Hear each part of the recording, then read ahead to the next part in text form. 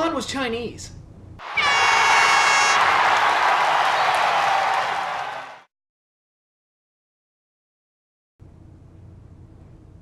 Okay, everybody, you all are going to have to excuse me this week because I feel like hell, I look like hell. We had a freak thunderstorm last night, and everything's just kind of crazy over here in good old MD. And I really didn't know what I was going to do this video about this week. I thought about doing something commemorating Punk's epic promo from a year ago, but then I thought, that'd be kind of boring. And then I thought, well, John Cena's been in the WWE for 10 years. Maybe I could do something with that. And then I thought, that'll just be too depressing for me to do because if I had to sum up Cena's run in the company, it would be hell on earth. And I just didn't want to dedicate an entire video to just restating that over and over again. And then I thought maybe I'd do something talking about the Chris Benoit thing because it's been 5 years since, that happened. And I thought, well, my opinions on Benoit are a lot more negative than most of the wrestling fan base. And if I gave my true feelings on the matter, I think people would get royally pissed off. So I decided, let's just not open that can of worms. And I personally kind of feel the same way. It's like, does Chris Benoit really deserve attention at this point? That's kind of my take on the whole thing. So let's just leave that sleeping dog lie. And then I thought, well, we've got 2 pay-per-views coming up, and maybe I'll just do my pay-per-view preview a little early, because I don't know if I'm going to have time to do it, what with the 1000th episode of Raw coming up and various other things. So I thought, yeah, I'll just talk about the 2 pay-per-views. We got, in July, we're going to have Destination X 2012 and Money in the Bank 2012. And, it's funny, because I remember doing the videos a year ago talking about, TNA was doing Destination X and WWE was doing Money in the Bank, and I remember making the comment that this is since I've been doing videos, that this is probably the best month for pay-per-views between the 2 companies, like the best combined effort for pay-per-views between the 2 companies. Not so much the case this year because we don't have anything epic going on like CM Punk after his epic promo or anything, and I don't know what the Money in the Bank card's going to look like when it's fully done. I probably won't know until the day of the show because that's WWE's habit of doing things now. But I do want to touch up on something, and True Slayer talked about this in one of his videos, and I'm going to expand on it a little bit. And I've been on the IWC since 1997, 98, and I don't always go along with the popular opinion of the general, IWC community.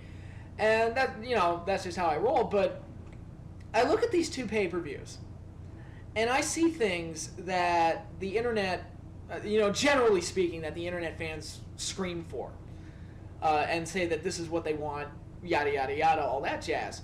I look at Money in the Bank, and granted, I don't really care about the Money in the Bank matches. John Cena's going to win his, and he's going to cut a promo talking about, I'm going to do the honorable thing, and I'm going to cash it in at SummerSlam, so CM Punk, you better get ready. And, that'll be that. And I looked over at the SmackDown one, and I couldn't believe some of the names that were in there. I was like, wow, like Tyson Kidd, I didn't know he still had a job. This, good for him. He'll be the Shelton Benjamin of that match. Damien Sardow, who I've never seen, so I don't know what he's like. I think I saw one vignette, and that's it. And, going over this week's television, I did think Raw was abysmal. I thought Impact was better than the week before, certainly much better than the week before. They bounced back at least a little bit from that horrible ending from last week. And SmackDown, I didn't see it because I almost never watch SmackDown, but at least just reading over the spoilers, at least it felt like I missed something because they did set up the Money in the Bank match, and they did announce that AJ was going to be the referee of the Daniel Bryan CM Punk match. So at least, something developed and something happened, which is more than I can usually say about SmackDown.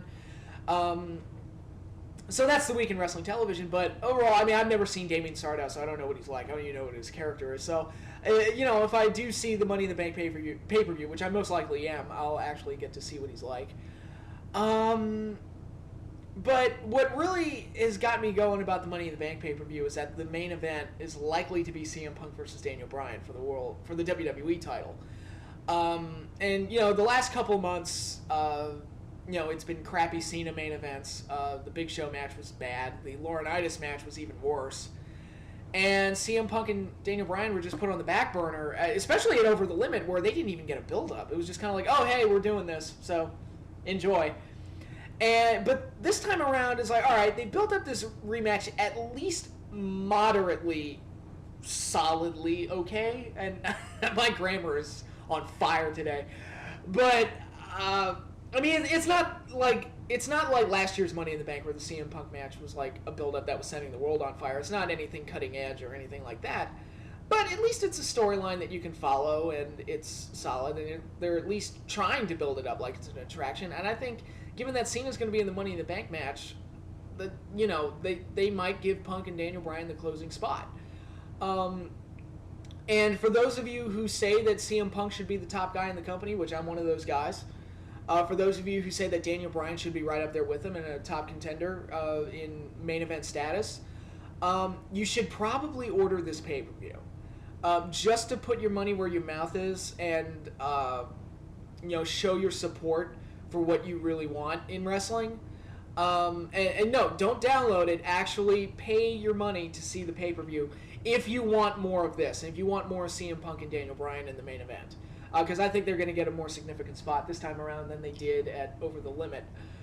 And again, if that's what you want, because I heard the numbers for Over the Limit, the preliminary buy rate numbers for Over the Limit and No Way Out haven't been good, and I don't think you can blame Punk and Daniel Bryan on that because the big matches were the Cena matches. And I don't even know if you can blame that. I really, I don't know what the reasons were for those numbers being as low as they were, but if you really want to show your support for CM Punk and Daniel Bryan, here's your chance to do it.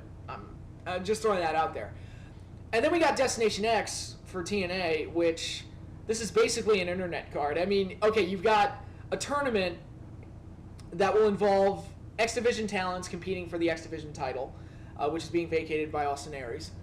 And it's going to culminate in an Ultimate X match. And it looks like they're getting a lot of indie guys. Like on Impact this week, they got two guys that I've never really seen before. Scorpion Sky and... God, what's the... I forget his name. The dude with the fro. I think they called him Rashad Cameron on TNA, which isn't the most exciting name, but he's called something else in the indie scene. I forget. They used Jigsaw. They brought Sanjay Dutt back. And now there's a lot of speculation going on who they got to fill the rest of the spots. So they're using a lot of talent, indie talents, and they're showcasing a style of wrestling that the internet generally is appreciative of, and they're competing over a title that will actually mean something since, and I really like this thing that they did where every year from now on it's going to be the X Division champion has a chance to vacate the title and go for the World Heavyweight title. I think that's a great story to follow every year. And I think it creates a lot of intrigue. And Austin Aries, the way they booked him, I think makes him the perfect guy to start that with. Because arguably Austin Aries has been the best booked guy in the company as far as like young or, not necessarily young, but fresh prospects. And you watch my previous videos, I've said I was never the biggest fan of Austin Aries, but this run he's been on, they've presented him pretty well, and I like what they've done with him. And, I'll get to that in a minute, but what else are they doing on this card? They're doing Samoa Joe versus Kurt Angle in a Bound for Glory series match, which, yes, we've seen that match a dozen times, at least. But this one I'll give it a pass for because it's for the Bound for Glory series, so it's actually contributing to a much bigger storyline, and it's something that actually matters, and it's a little bit different from their other matches. So that's fine. I don't have a problem with that. They're doing AJ and Daniels for the 840,000th time. Did I not say a year ago that I was sick of seeing that match, and here we are a year later, and they're still doing it? Oh god, it's hilarious. But I mean, people, the internet generally likes their matches, and AJ and Daniels will have a good match. That's just they always do have good matches. It's just I'm tired of seeing it. But you're basically getting an almost all X Division pay-per-view, like legitimately, and then you have the main event. Austin Aries, another one of the internet darlings. He's been, a big favorite of the IWC for years, going back to his run in Ring of Honor in like 04, 05, maybe even before that. And here he is. He's main eventing a pay-per-view against the longest reigning champion in company. Well, second longest reigning. Jarrett's really the longest reigning, but we won't go there. After basically being put on a year-long stretch where he's hardly lost any match. I don't think Aries has lost a pay-per-view match since he's been with the company. and that puts him. That's almost a Cena-like dominating run that Aries has been put on, and it's culminating with him getting a world title shot. So again, if you like Austin Aries and you're happy that he's getting a world title shot, and you like that style of wrestling, that X Division, independent, high-flying American style of wrestling, here's your chance. I mean, this is the show for you. TNA is giving you what you want, so you should probably pay for it. So again, just saying, put your money where your mouth is. When it comes to CM Punk and Daniel Bryan in the main event of one show, and you got Austin Aries in the main event of this show, in addition to a bunch of X Division type stuff, I mean, you're basically getting what you want. So you should buy at least one of the pay-per-views this year and actually spend your money on it. I mean, that's what I think you should do if that's what you want to see. I mean, if you don't like CM Punk and Daniel Bryan, you don't like the X Division stuff, then obviously don't pay for it. But I read a lot of stuff on the internet that this is the stuff they like, this is the stuff they want to see. Then you should really put your money where your mouth is and actually spend your money to help ensure that you get more of this in the future and hopefully improve the product and shape it into more what you want it to be in the future. And if you actually do want change, then actually show it with your money.